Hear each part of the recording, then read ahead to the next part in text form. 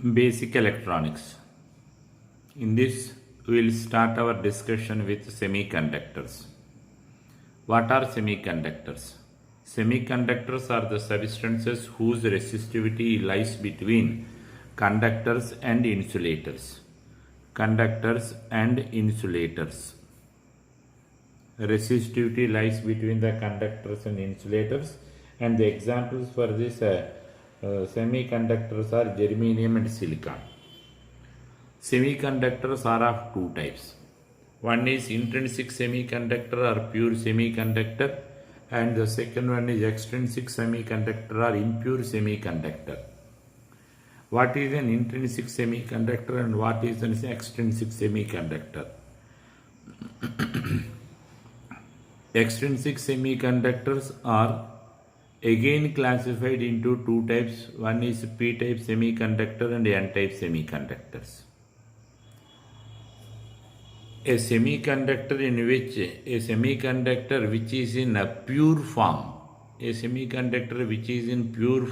known as the intrinsic semiconductor. Semiconductor in pure form is called as the intrinsic semiconductor, or the semiconductors in which the electrons and holes are solely created by the thermal excitation is called as pure semiconductor. Electron and holes are solely created by the thermal excitation called as the pure semiconductors. And in intrinsic semiconductors, the number of free electrons is always equal to the number of holes. And you should remember, in an intrinsic semiconductor or in a pure semiconductor, the number of holes and the number of electrons are always the same. And at room temperature, the intrinsic semiconductor has a little current capabilities. It has very little current capabilities. At room temperature, intrinsic semiconductors has a little current capabilities. And the electrical capability of intrinsic semiconductor can be increased by adding these impurities. So very little current capabilities. The current capability can be increased by adding this impurity. Adding an impurity to this pure form. Adding an impurity. And the process is called as during the process of crystallization. And that impurity is to be added during the process of crystallization. So, the electrical conductivity or the electrical capability of an intrinsic semiconductor can be increased by adding impurity in the process of crystallization. Now, what happens when an impurity is added? It becomes an impure semiconductor or an extrinsic semiconductor. So that we can say the pure semiconductor plus impurity gives rise to an extrinsic semiconductor. This is an extrinsic semiconductor. The process of adding impurity to semiconductors is called as the doping. Now, to increase these electrical capabilities, we are adding this impurity. Adding of impurity is called as the doping. Adding of impurity is called as doping. And the impurity, if the impurity is a pentavalent impurity, we are adding a pentavalent impurity to a pure semiconductor crystal. During the crystal growth, it is called as an n-type extrinsic semiconductor.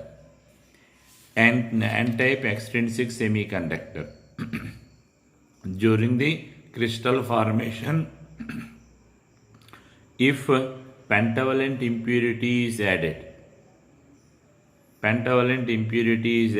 it becomes an n-type extrinsic semiconductor. It is an n-type. In that, 4 electrons are completely filled and the 5th electron is moving. So, the majority carriers in this is nothing but the electron. Majority is nothing but these electrons. And when a trivalent impurity is added to a pure semiconductor during the crystal formation or the crystal growth, it is called as the p-type semiconductor. P-type semiconductor. In n-type semiconductor, the electrons are the majority carriers, whereas in p-type semiconductor, the holes are the majority carriers. So holes are the majority carriers in this p-type material, and in n-type material, the majority carriers are the electrons. Now, what are the examples for the pentavalent atoms and what are the examples for the trivalent atoms?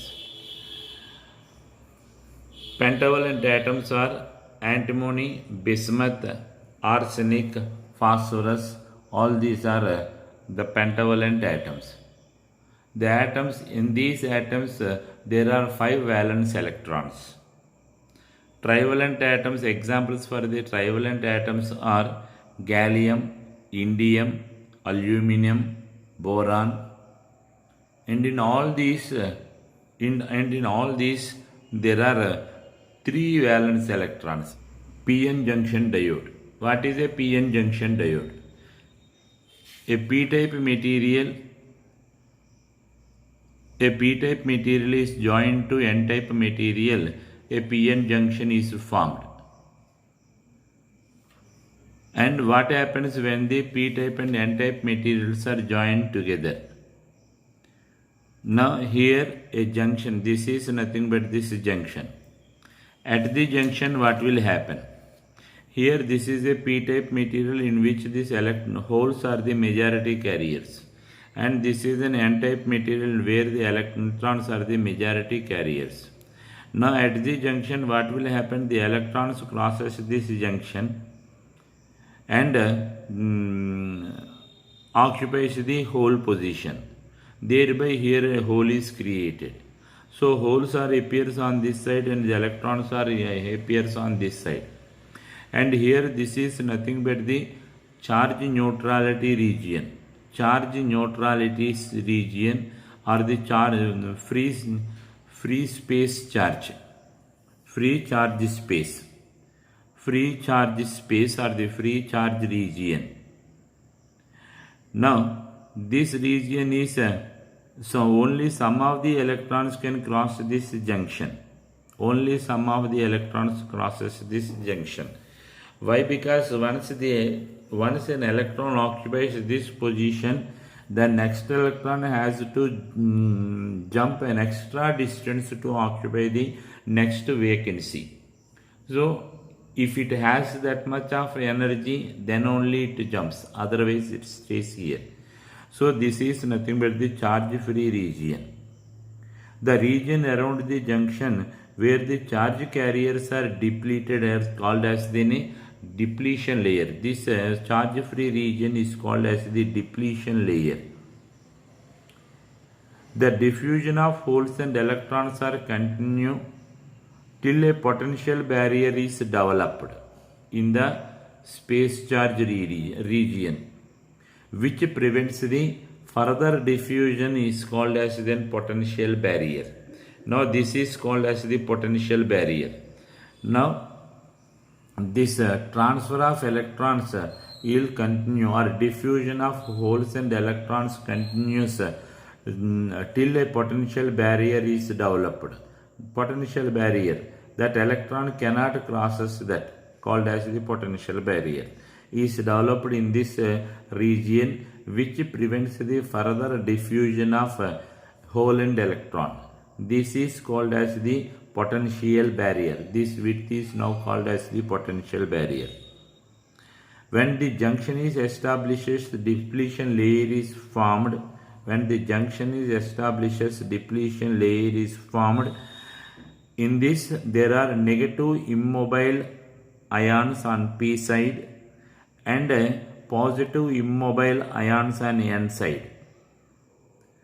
Due to the charge separation, a voltage VB is developed. Voltage, barrier voltage. Okay, VB, a voltage VB is developed across this junction.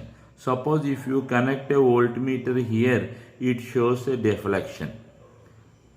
It shows a deflection.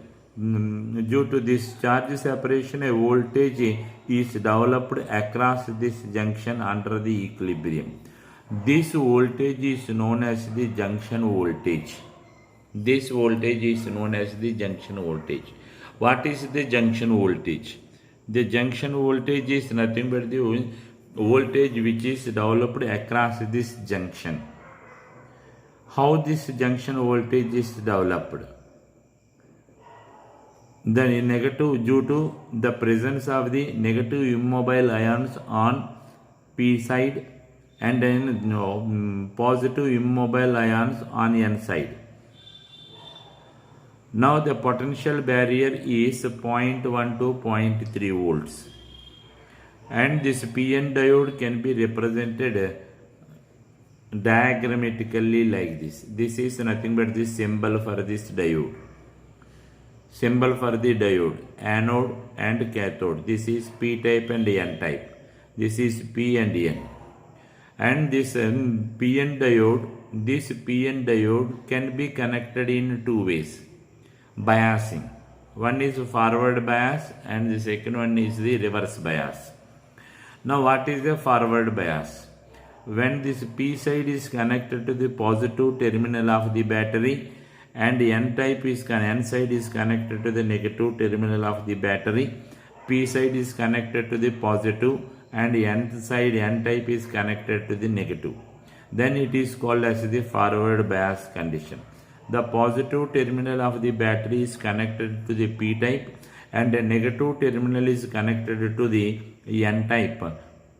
Then what will happen if we are connected like this? Now this is a positive charge carriers, holes are the positive charge carriers, and this is connected to a positive terminal, so that there is a repulsion between the two. So due to this repulsion, these are pushed towards this barrier. And the second one, this side is connected to the negative terminal. Here the majority carriers are these electrons, and there is a repulsion between the two. So these electrons are again pushed towards this junction. Due to this reason, the width of the depletion layer is decreased. And the potential barrier is reduced. The potential barrier or the barrier voltage in this case, for germanium it is 0.3 volt and for the silicon it is 0.7 volt. Now what is the reverse bias condition? In reverse bias, this P type is connected to the negative terminal and N type is connected to the positive terminal. When P type is connected to the negative terminal, what happens? These positively charged holes are attracted by this negative terminal, and at the same time the negative charge electrons are attracted by the positive terminal, so that they are moved towards the terminals. As a result, the width of this barrier is increased. Potential barrier or the width is increased. Now in forward bias,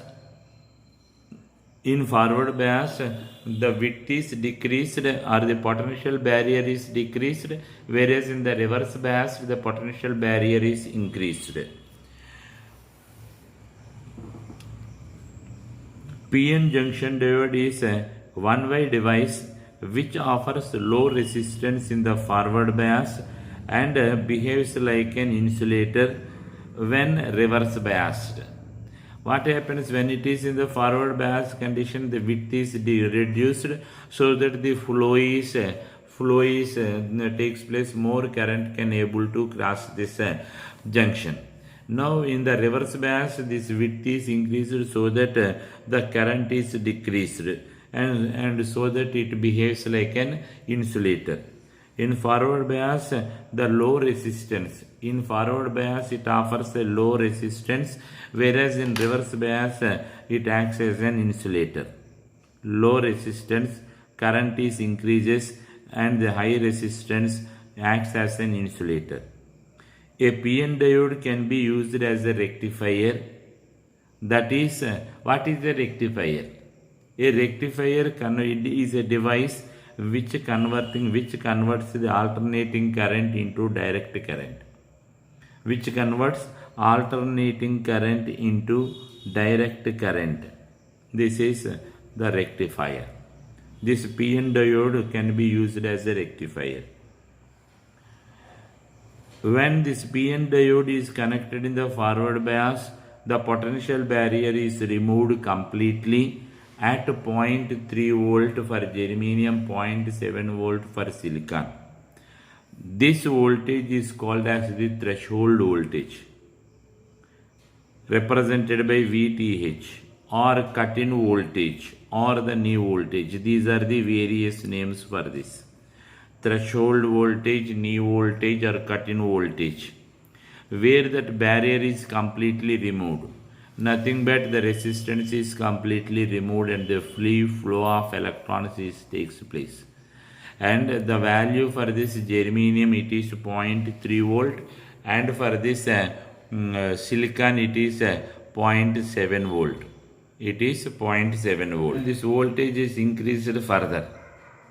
Beyond the threshold voltage, the current is increases exponentially. And you should remember that beyond the threshold voltage, the current is increases exponentially in forward bias. Now this is the forward bias condition. Now what happens when we are connecting this when we connected this PN diode in reverse bias? In reverse bias, the resistance becomes very high and the no current is flows through it. But low currents are flowed due to the minority carriers. In either P side or N side, there are the minority carriers. The majority carriers on P side is holes and the minority carriers are the electrons.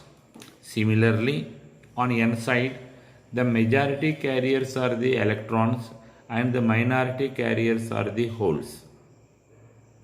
Now, when these low currents are flowed due to the minority carriers, and this is known as the reverse current. This is known as the reverse current. When the reverse voltage is increased from 0, the reverse current increases quickly to a maximum.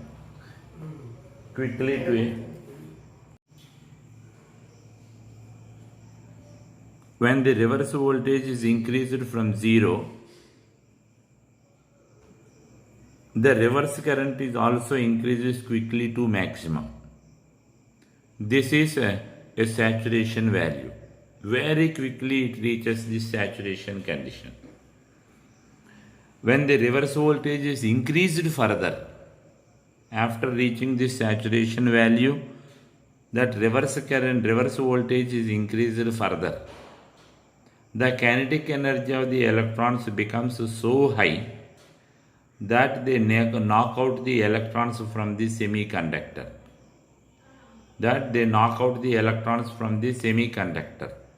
This stage is known as the breakdown of the junction. This is the breakdown of junction. Now this is about this PN junction diode. Next is a Zener diode.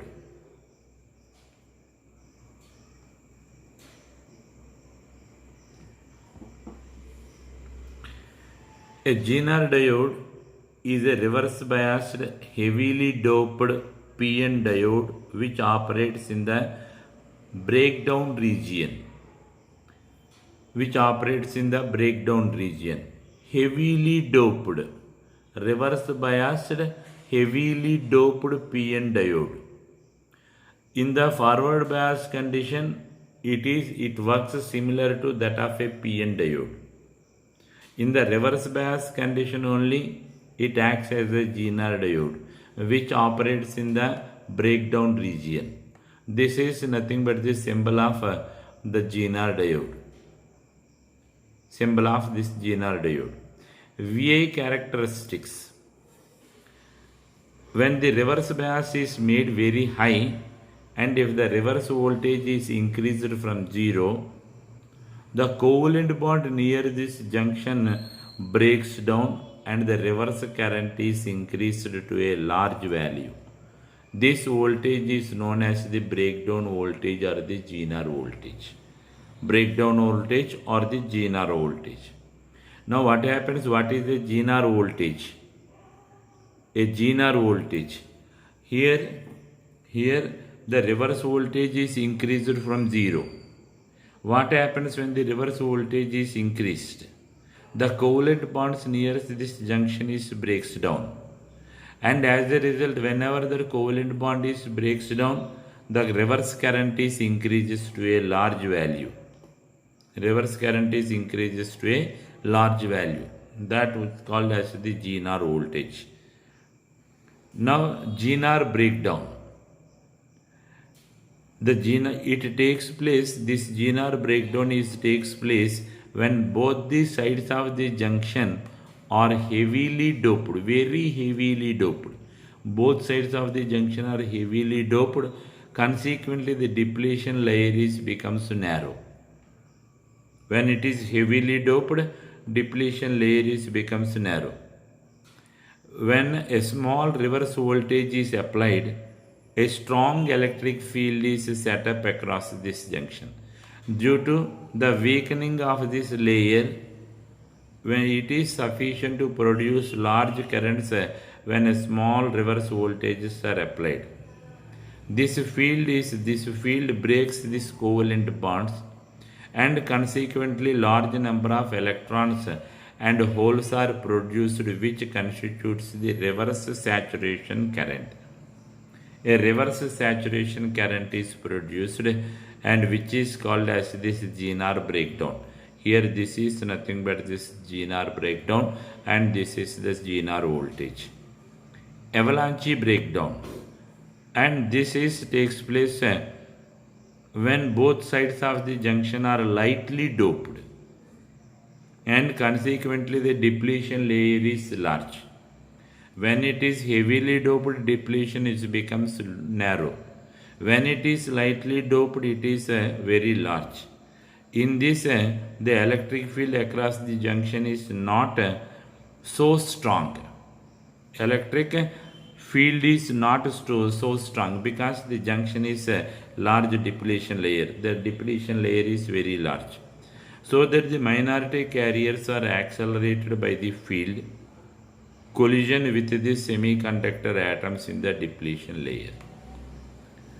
Zener voltage is predominates at the reverse voltage less than 6 volt.